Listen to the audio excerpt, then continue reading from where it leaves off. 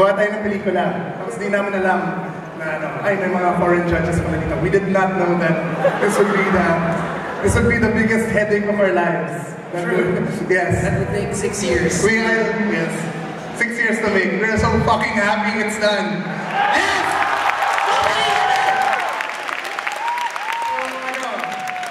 Tapos, ano ba? Tapos bukas, wala, alis na ako, mag-aaral na ako, magiging, businessman na ako. So ito na yung pinaka-huling, this is really the last one. This is, actually, we've shown this in other festivals, we've shown this in other countries, but we really wanted to show it here. So this will be, I think, many years down the line, one of the most important nights of our lives. We would like to thank you and thank you for coming here and sharing it with us. Thank you.